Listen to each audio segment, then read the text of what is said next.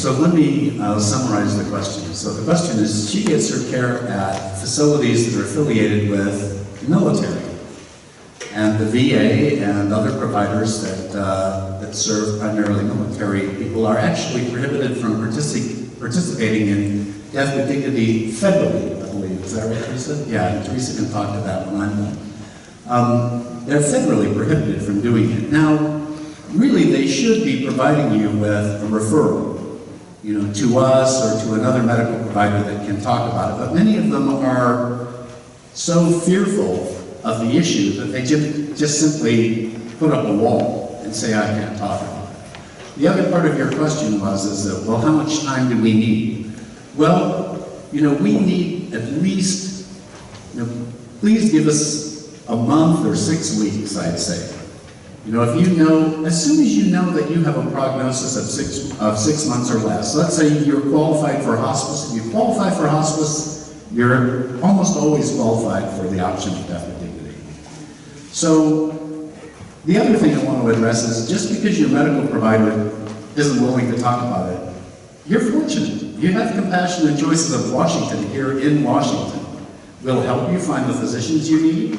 We'll help you find a pharmacy to fill the prescription. And if you can't afford the medication, we'll connect you with the charitable organization that will pay for it for you. So, many of you are probably being treated at facilities where their policy is not to participate in death with dignity. If you like the care that you're getting there, it doesn't mean that you should quit. Don't fire your doctor or whatever, but you have the option to come to us. You're fortunate.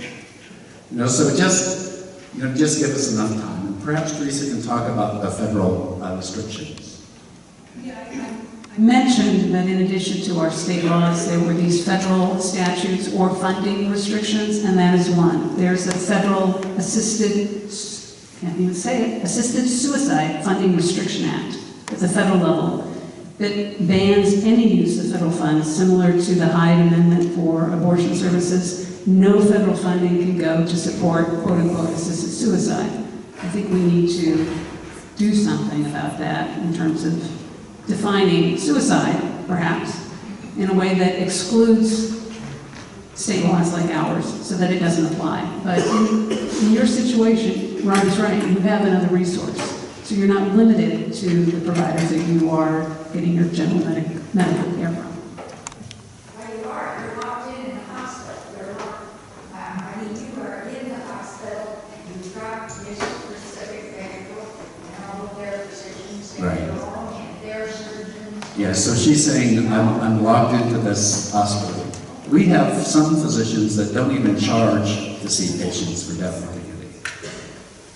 So, right, so we can connect you with a physician. If you can afford it, you can pay out of pocket to the physician. If you can't afford it, this charitable organization I was talking about will cover the cost of the physician visit for you. So there's no need for anxiety about feeling that you won't be able to use the law if you live in Washington. Even if your provider is Catholic or the VA, you have resources here. You have this organization. We know of physicians, we know of pharmacists. Yes, Jenny. I just wanted to emphasize the role of our medical directors, our volunteer medical directors, and their ability to speak with your physicians, to guide them through the process if they have questions, so that they're also there to support the medical community so that they're more informed and better able to serve our patients. Yeah, so in case you couldn't hear that, Jenny is one of our board members and also our client support volunteers and a hospice social worker. And she said that our volunteer medical directors can talk to your physicians if they have concerns, questions, and help them understand how the law works and kind of hold their hand if they've never done it before. Yes, right here in front. Okay, let me just shorten that question to what about group health? So what the audience member was referring to is that group health, people who are have group health as their insurance provider, and group health recently entered into a contract so that Swedish would be the hospital facility to which their patients would be sent. It's not uncommon for insurance plans to say, oh, this is going to be the preferred facility or provider for patients on a certain plan. I don't know the specific answer to your question, unfortunately. The group of very activist group health members formulated a resolution. Essentially, to summarize the resolution, it was to say that we still, as group health members, want access to all of our legal end-of-life options, all of our reproductive options. And that resolution was presented to the Board of Trustees, if I'm not mistaken, the trustees of group health, and it was adopted, and it will be put to vote to the entire membership. Now, it's also my understanding that that the care for group health members is actually provided by group health physicians at Swedish. So group health will continue to participate in the Death with Dignity Act, and let me also point out that group health was probably the most proactive organization around the Death with Dignity Act in the state of Washington after the passage of the law. They created a very strong policy on death with dignity. They hired a social worker who is dedicated to assisting its patients who wanted the option of death with dignity, and they will continue to do that. Now, Swedish does not prevent its physicians from participating in death with dignity. So I would say in terms of participation in death with dignity, there's probably little that group health patients being treated at Swedish need to worry about. In other parts of Washington, in eastern Washington, where group health contracts with local providers who are Catholic providers, those are the folks that I wonder if they're getting all the same benefits as group health members here in Seattle. Yes, You mentioned polls as well as advanced directives, and I'm a little bit confused about the two. Can you discuss that briefly? Sure. The difference between POLST and advanced directives. Advanced directives are for every adult. Every adult needs to have them. The three most high-profile right-to-die cases in this country were all young women without advanced directives. Terry Schiavo, Karen Quinlan, Nancy Cruzan. But directives have limitations. They're not strong documents, unless there's a strong person behind them insisting that they be honored. POLST, on the other hand, is a medical order. It's signed by a physician and a patient or the patient's legal surrogate, decision maker, healthcare agent or spouse. And because it's a legal, non-hospital medical order, it carries a lot of weight. Has a physician's signature on it. And it's really only for people who are seriously ill, or wouldn't be surprised to have someone call 911 on their behalf, or who are extremely old and frail, and who are ready to accept death when life comes. My husband's father, he died a few years ago, but he had an aortic aneurysm. And the fear was, of course, that this aneurysm, this swelling of this large vessel exiting the heart would rupture and he would die. And he was, I think, 93 years old at the time, and his cardiologist suggested that he have heart surgery. Well, the survival rate for that procedure was, I think, something like 50% for someone who was 35 years old. And so we talked about it, and I helped him sort of come to the conclusion that he didn't want the procedure, and so he was living in Arizona, so I said, well, that's the first part of the decision. The second part is we've got to get a form that indicates you don't want life-sustaining treatment. So we went to the local fire station, and we got what's called the orange form, that lets people decline CPR. And he took it to this rather gung-ho cardiologist, and said, I don't want that surgery for the aneurysm, and in fact, I want you to sign this document that says I don't want CPR.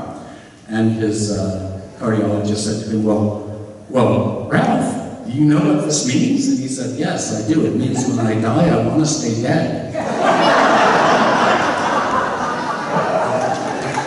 Post is a good way to stay dead.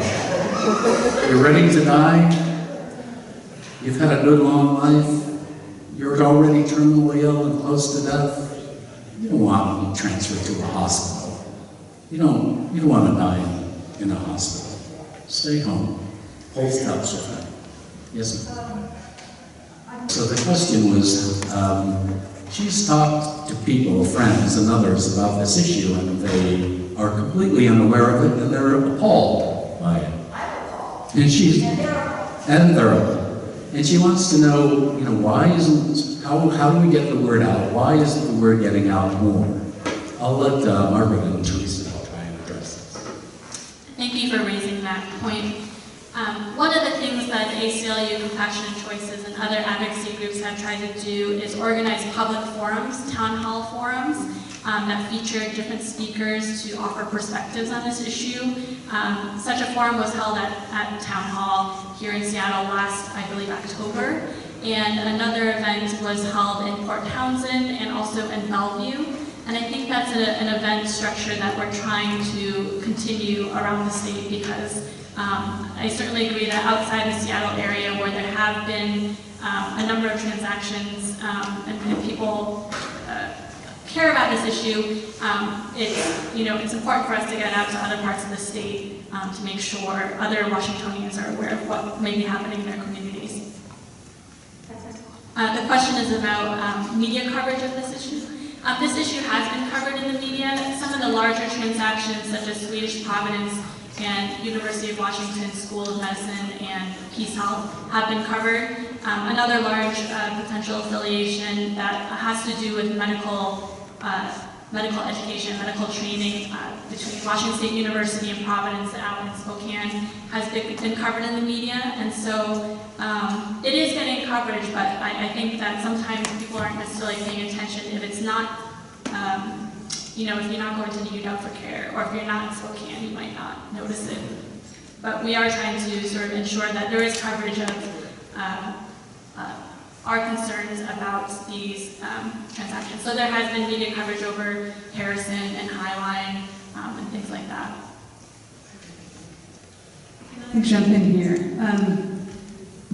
I just want to reiterate that the problem of Catholic hospital mergers is a subset of this bigger problem. And with respect to the Death with Dignity Act in the state, it is a broad refusal clause. No provider has to participate unless they are a willing provider. So it is not just the Catholic institutions that we need to be concerned about. It's any institution which is not participating in Death with Dignity and not providing any adequate referrals. Right, and I will add to that. The law itself permits providers to opt out of participating, and they can also prohibit their physicians and pharmacists and psychological evaluation providers from participating. The law does not authorize them to withhold information about the option of death with dignity, and it does not authorize them to withhold referrals. And this is one of the things that we hope to establish in the coming year or so, that providers may not withhold information and referrals. So many questions, so little time. Dr. Kristen. Yes, so the question was, what about UW and Peace Health? And about that so-called affiliation. Margaret, do you want to talk about that? Sure. Okay. So, based on our review of the affiliation between the UW Medicine and Peace Health, we don't believe there will be an impact on the scope of services that patients can access from UW providers. There are, one of the things in the agreement between Peace Health and UW Medicine is the opportunity for partnerships between the two entities in the future. And I think that our organizations are concerned about what policies may govern these sort of joint partnerships between the two entities. But for people who seek healthcare services from UW providers, I think you can feel comfortable that your choices will be respected. Yes, that affiliation is unique among the affiliations in Washington. these affiliations or mergers or whatever euphemism you want to use, they run the gamut from total takeovers of the facility by the Catholic provider, such as Peace Health taking over United General in Cedar Lily, or they can be sort of modest affiliations, let's say Jefferson Healthcare in Jefferson County.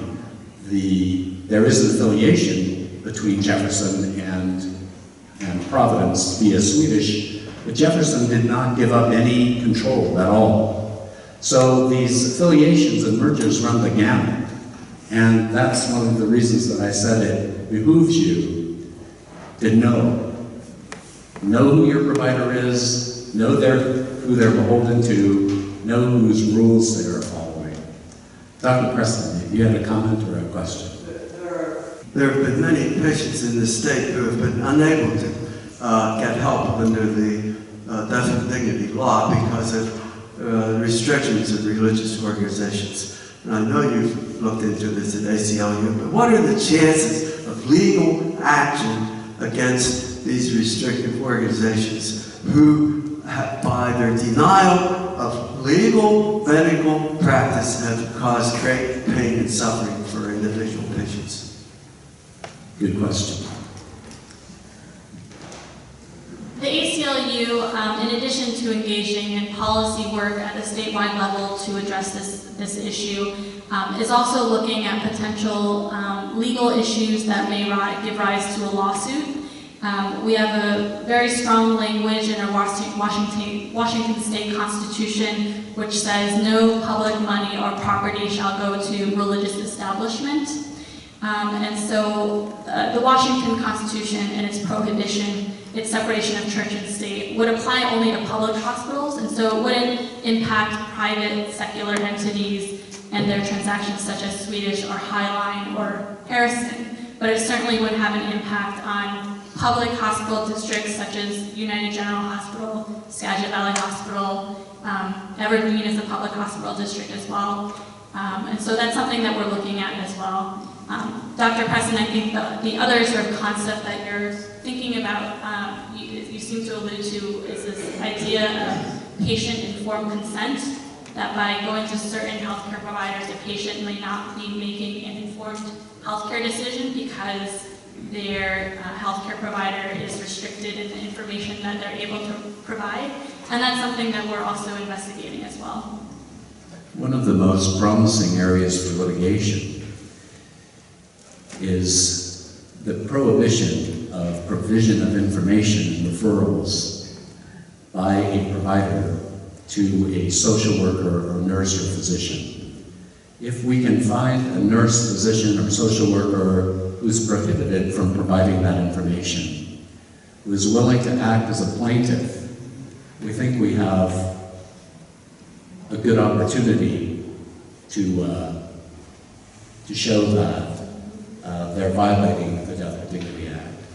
But the legal route is timely, appeals occur, it can be very difficult. It wouldn't be unusual for that case to go to the state Supreme Court. The back of the room, this woman right here. So the question was, have we looked at the possibility of legislation or regulation that would require emergency rooms to abide by patients' wishes, not to disregard patients' advance directives or other choices that they might make, or that their legal surrogate decision makers might make on their behalf. I'm not aware that we have focused solely on emergency rooms. I mean, emergency rooms are invariably part of a hospital, and so it's just one part of the bigger picture. But there is precedent for in-state law for requiring emergency rooms to provide a certain standard of care. And one of those requirements is around the issue of rape.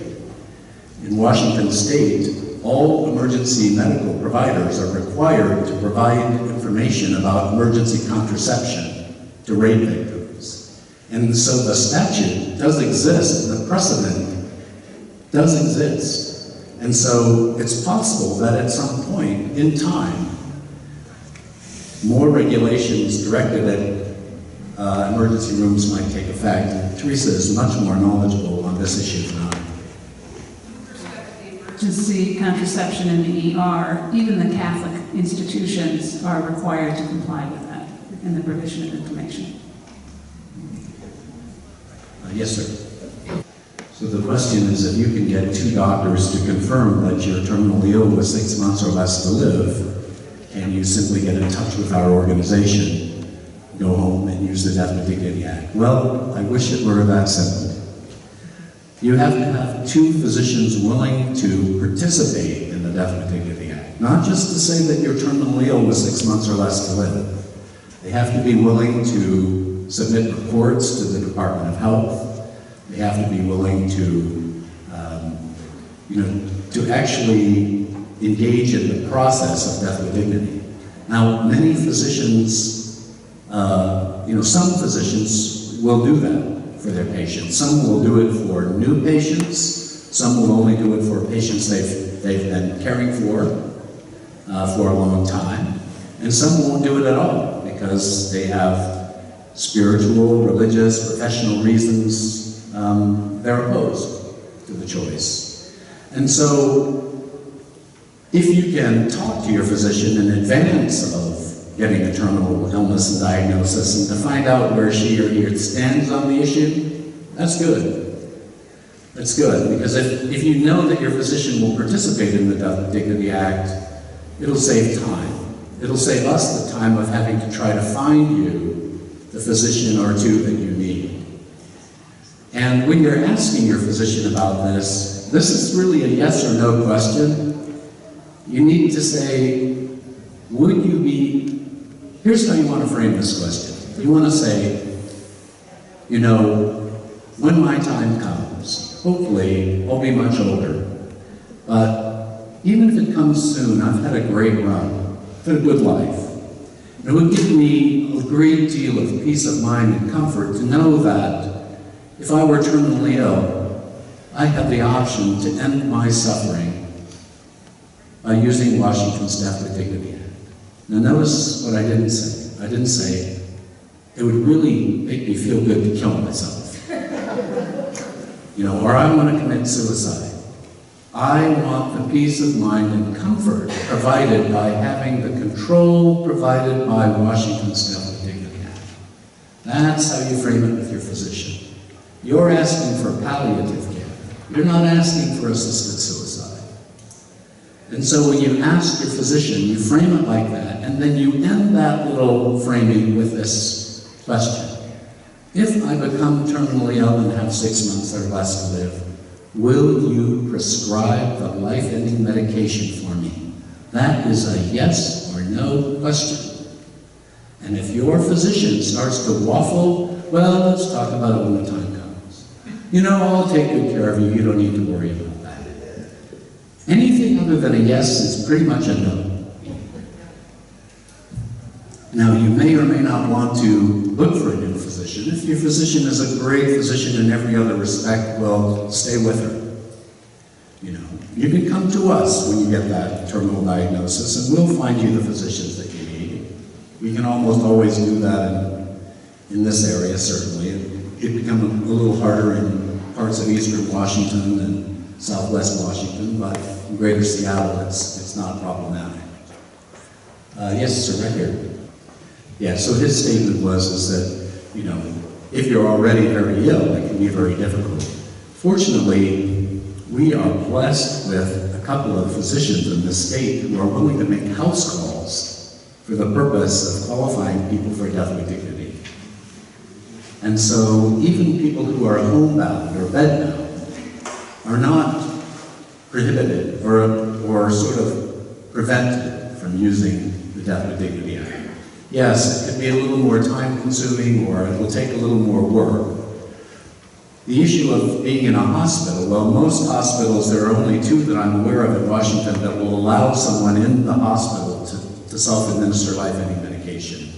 Island Hospital in Anacortes, and I think there's one in Poland, I believe. But in the hospital, most prohibit that. And for most people, that's not where you want to die. Who here wants to die in a hospital?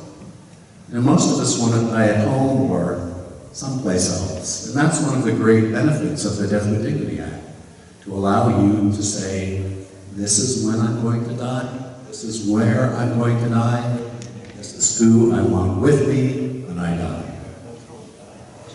Yes? So the question was, if you are able to, can you walk out of a hospital, even if it's against the hospital's wishes? The answer is yes. Unless you are there for, if you're being restrained against your wishes for mental health purposes, then you might not be able to leave. But hospitals, they want you to have a discharge plan, but you're not required to have one before you leave. You can check out. It's not a one-way check-in. Yes, sir, you've had your hand up at one time. So let me summarize that question, and it is essentially, can you provide us some basis or background for the opposition's belief that we shouldn't have this right, and that they actually have the right to try and prohibit us from using the Death with Dignity Act? So if you read the ethical and religious directives, the Catholic Church, which is exciting reading, all about the mystery of Christ and such, but it also includes some really great stuff about social justice and access to medical care. It's an interesting document on many levels, but one of the things that will strike any person who believes in the issue of personal autonomy around reproductive and end-of-life choices is that the ethical and religious directives includes a statement that says, our lives are not our own. Our lives are not our own. They do not belong to us. We do not have the right to make these choices. Yes, exactly. And the point is that it is, that is God's choice, that deciding when to die, to terminate a pregnancy, we are acting as if we are God. And so that is really the basis of the Catholic Church's objection to abortion and death with dignity. And you see it over and over in the ethical and religious directives, where the Church says that advanced directives shall be honored so long as they don't conflict with Catholic teachings. In other words, our beliefs, our religious values and beliefs trump yours. And this has been common through history. Slavery, the example of the Holocaust. And, there's So with that, I think we really do need to wrap it up. We're a good 10 or 15 minutes over. I'm sorry we couldn't answer all your questions today. We really appreciate you coming to our annual meeting. Thanks again for your continued support.